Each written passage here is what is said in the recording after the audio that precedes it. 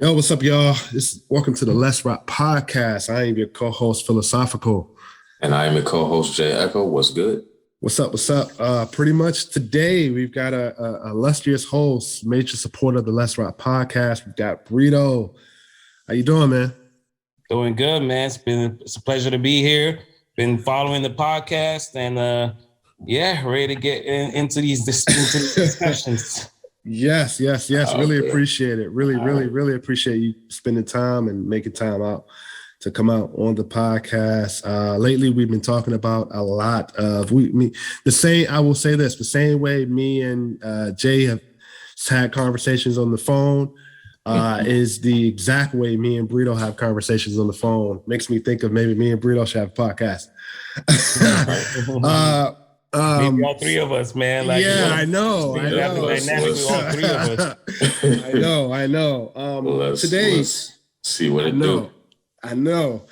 Today we're going to be talking about kind of the journeys of dating, between dating, relationships, and even potential marriages from Mr. Brito, man. Kind of the types of women, kind of dealing with, kind of navigating a lot of things that are kind of an unknown discussions that. It's a struggle. It's a struggle for us as men sometimes to weed out a lot of women, just like a lot of times women say it's a lot to weed out a lot of the bad men. That's some of the areas and some of the discussions we're going to have today. So let's start. Let's get right into it. What are your thoughts on today's women, Brito? I would probably say it's probably lack of guidance. Maybe some kind of lack of guidance. They're following the example of guys. So Probably starts with the dudes not acting right, not being upstanding, not being, in the right path. So then they just follow that and basically emulate what the worst guys do and forget all about the good ones. So will you say that a lot of and I think this is a cliche thing. A lot of women treat the bad guys good and treat the good guys like trash. As far as, they take advantage of the good guys just because of, they're considered weak, and they give all the respect and power to the bad guys. What you think that's accurate? You think that's true? I think that's a nice thing to say because people just say that, but I don't fully believe it because it's like a shade of gray. I think it's a really gray area. Okay. Because what's good and what's bad? That's the question. Yeah. Right? Okay. Because you say the bad guys get treated well, the good guys get treated badly, but what's good and what's bad? How do we define a good guy? How do we define a bad guy? Let's hear your thoughts. How do we define that? So according to Kevin, let's start with how Kevin Samuels would describe it, right? He would say a good guy would be a high value man, right? Mm-hmm. But he will quickly ruin it. He'll start with say like it'll be a guy that's that's committed. It'll be a guy that's there for his family, there for his kids, and all that good stuff. You know what I mean? Who's present, right? And he's not on the streets. He's not like let's just put it this way: he's not a drug dealer, he's not a criminal, he's not committing to any type of crime or anything like that. So he's a dude that wants to be an upstanding member of society, right? Yeah. But then this is where I say he ends up turning that guy into a bad guy because now he'll say high value men don't cheat. High value men exercise options. So it's like, so what are you saying? You're telling me that a woman should accept cheating. Yeah. So what's to say all high value men are cheating though? Well, who's to say that? No, that's what he says. He says high value men don't cheat. They exercise options. Meaning he's giving the high value man, quote unquote, a green light to cheat. So let's talk about that. High value men, right? Let's talk about that. Okay, so are we talking, when we say high value men, are we talking high value men are in relationships or seeking relationships? Because I do think there's a difference. He says high value. He's referring to high value men who are seeking relationships. That's what he's referring to. Okay. I mean, so do you feel like high value men, is it wrong for them to explore options? I think so. I think yes. You know why? Because people follow the people at the top. So if you're high value, you're obviously more powerful. So that means that you're setting the trend. So whatever you do is what people are going to do, right? Exactly. But that's not going to be restricted to just men. The women will also women follow. too. Exactly. Okay. Yeah. I do agree with that. I do agree with that. So it's like, that's why they say a lot of times celebrities dictate the culture because, they're at the top of their game. They would be considered high value. You know what I mean? Mm-hmm. So if you got the people at the very top doing things that I guess we would say are immoral, then everybody's going to be immoral. Okay. It also applies in the business world. It applies in politics and everything, everywhere you go. Yeah. I mean, if we just look at, what's it called? We don't get too deep into politics on this show, but if you just look at the past 4 years, like we had a person as a president who I don't think anybody would say was the most moral person in the world, and we saw there was a large trend of people following that example, and I would say it is sort of the same in dating. For everybody likes to look at the 90s and the early 2000s as like, yo, this was the prime time in terms of like culture and music and movies and all this sort of stuff. But I mean, we're finding out now that the people who we were elevating at that point in time were kind of trashed. Like everybody's skeletons are coming out the closet. So the way I see it is that going back to kind of like the high value men and the high value women, there's got to be a reason for that. There's got to be an end goal for that. Like, why are these, so like Kevin Samuel saying, the high value men and even you can even say the high value women, in his opinion, are exploring options and they're cheating.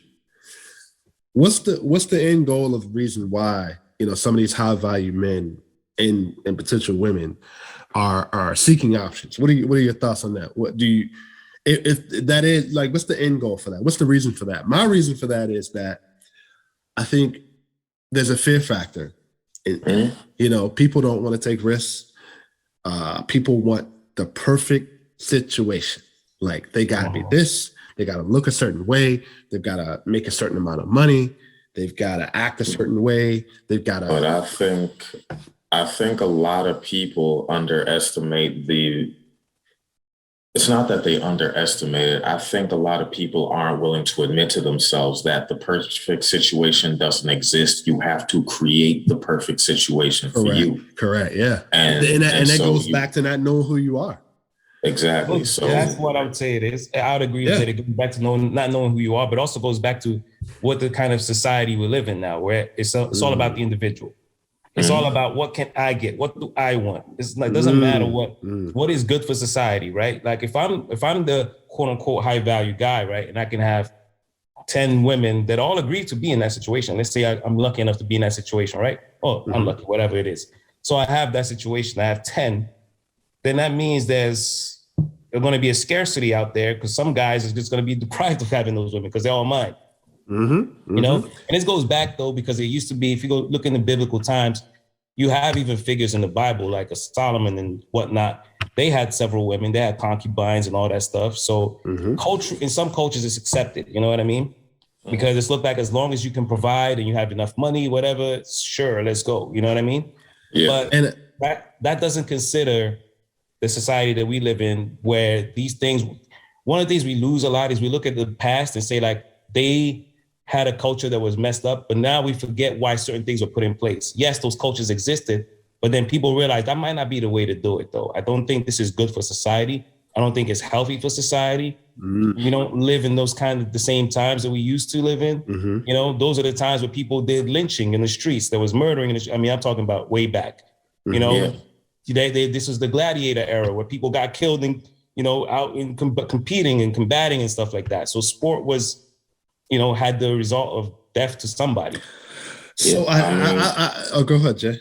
I think like Brito, like you were saying, it all goes to like shades of gray, because you just said, sure, there were kings and pharaohs and chiefs and all these folks who it was like, oh, this is I have 20 wives because I can provide for 20 wives. I have concubines because history says I deserve concubines and all of that sort of stuff. But this is where the grayscale comes in, because that's, like you said, that's very individualistic as opposed to, so society has progressed in some ways in terms of like, objectively speaking, we are safer, we are more accepting, yada yada yada, all of those sorts of things. But it's sort of the pendulum. We've swung too far in one direction where it's like, all right. Let me tag on to what you just said, actually, because I can, like you just said, society has progressed. There was actually a necessity back in the days for that to happen. Exactly. Because it was to populate the more people you have in your tribe, in your team, you're defending yourself, right? So the plan was the safer you are, as fast as possible. You know what I mean? One man can impregnate 5 women. One woman can't be impregnated by, can't have 5 babies at once. But one man can have like 6, 10, 20 babies at once. And if it's coming from the king, then these kids are going to grow up to be strong, mostly trained, and they would look at it as good genes. But now in this society, so back then it wasn't actually selfish. If you look at it from that perspective, it wasn't selfish. It was to protect the tribe or the kingdom or whatever it was. Today, it doesn't make sense, because what's the point of it? Like, how does this better society? That's from a selfish standpoint, it's like, yo, I get everything I want because I don't have to restrict myself. But from a societal standpoint, how does that benefit society? And that's what people don't stop to think when in relationships, people don't think general society, the purpose of bettering your environment. But I think we as people, we look at society to determine who we are. We look at social media to determine who we should be. Who are we? Like, for example, it's like one of those things where it's like, well, John has got this type of woman. How did he get her? Let me do the same things like how he got her. So we look on social media. We look through social media to define who we are as people. And that's the part where it's like, how do we navigate? It stops. I do agree that society has elevated to a point where the pendulum is gone completely, right? I agree with that. But it's gotten to a point where it's like society is saying certain things that are acceptable should not be acceptable. It's okay to leave a person because they're not this. It's okay to leave a person because they're not treating you in a certain manner. And we've said on the show that, if you're not being treated in a certain way, communicate that. Society tells you, oh, no. That person should know how you feel. If they don't know how you feel, you need to leave.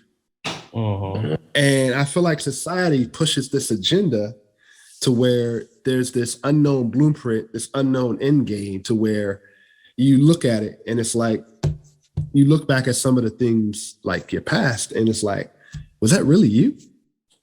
Did I really act that way? Like, the way I am today is not the same way I was yesterday. Correct. And a lot of times people look at society as like, oh, did I really act like that? You know what I'm saying?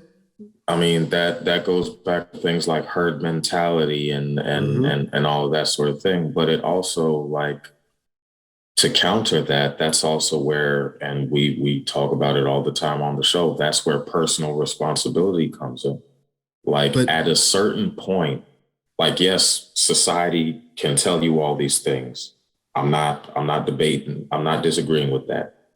Yes, your friend groups can move in a certain way that pushes you in that same direction. Not debating that. But at a certain point in time, every individual at some point in time has to decide, am I going to be the one who follows the group, or am I going to define who I am for myself? We all have to go through that. We all have to go through that. We all have to go through that. But there was a metric of going through that by looking at your parents, by looking at by looking at, your brothers, your sisters, your neighbors that have been together 10, 20, 30, 40 years that you can look back at as an example. Now, as society, we've got social media, we've got movies. Let me jump in on that, because when we say society tells us, is it society who tells us, or is it a very loud minority? I think that's what society is. It's a very loud minority. I think that's what society is. It's not society, because society still, marriage is still a thing.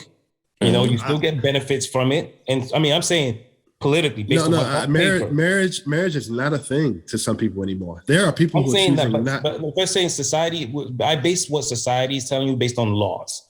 What are the laws actually telling you, for instance, right? And let's say, and we're going to talk about, I guess, America, right? In America, you're still not allowed to marry more than one person.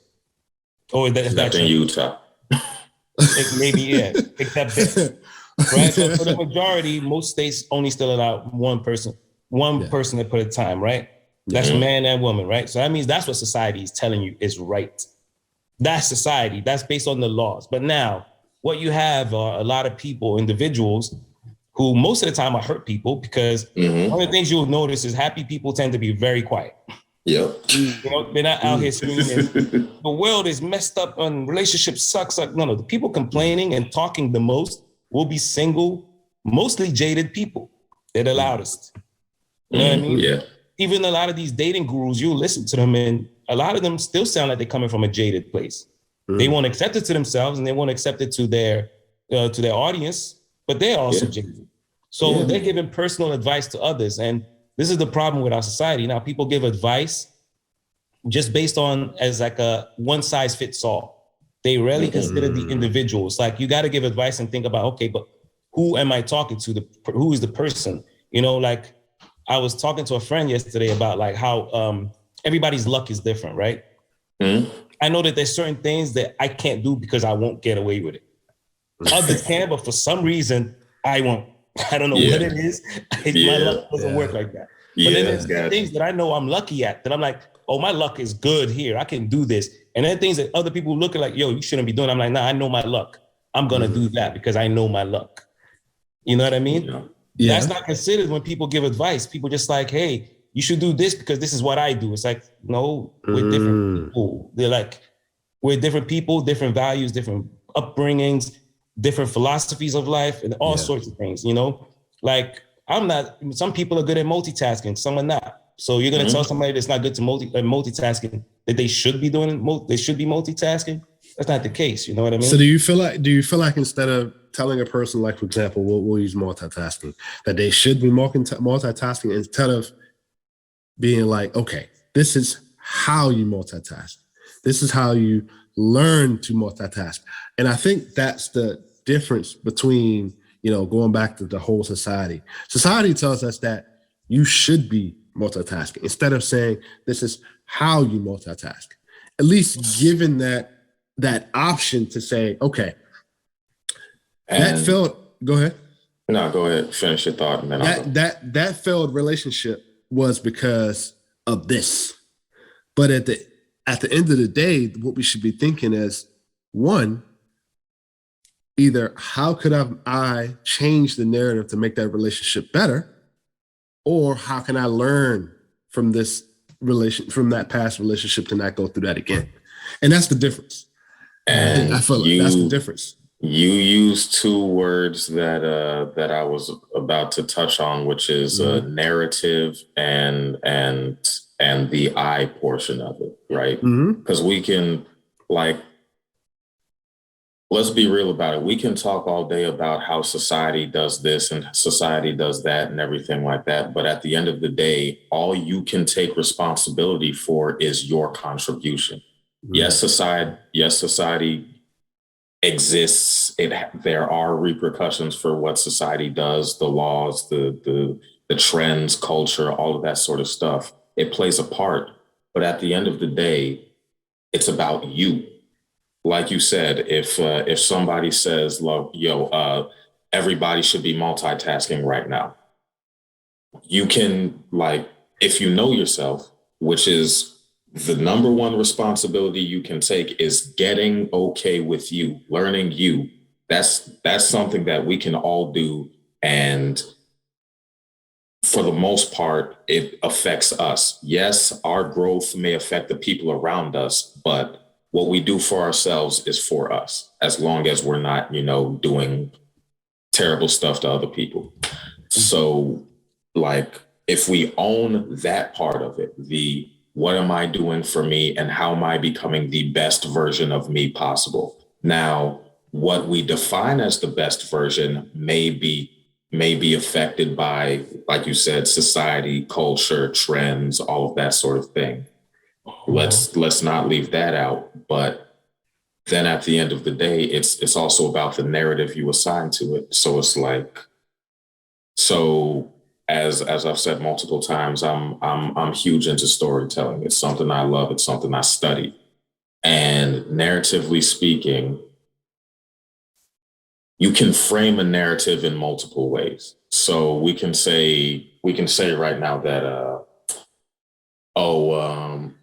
let's use the example you use, Phil, of past relationships. We can frame a past relationship as like, it was all their fault. They ruined it. They did this. They did that. But at that point, yes, that's a narrative that might make you feel better. But you've also given up any responsibility, any part you played in that narrative. You're a casual observer at that point, which means you didn't actively, what's it called? You weren't proactive in your own relationship if you're saying that it's all their fault. And if you are admitting that you weren't proactive in your own relationship, you then also have to admit that you weren't fully dedicated to that relationship, to that person. But nobody will go that extra step and say, okay, yes, it was all their fault, but that means I left my relationship in the hands of this person and I played no parts in it. So then I've given them the power to break it. As opposed to, yes, I played a part. I may not have done the right things. So then they can learn something from it. Because if it's all somebody else's fault, then that just means that there's nothing I can learn. There's nothing I need to change. I'm not the problem. I'm gonna just keep doing me. And there's no growth there. And you can take that in any specific situation you want to apply, any context you want to apply that to, whether it's your career, your personal growth, a relationship, skill growth, whatever the case may be. And I agree with what you just said there, because there is something to be said, because sometimes you can look at a relationship and let's say you were in a relationship with a horrible person, period, right? The person was just horrible. What was the blame? If you want to start from the very beginning, the blame is like, okay, why was I attracted to this person to begin with? So how do I learn to avoid this type of person next time? You know what I mean?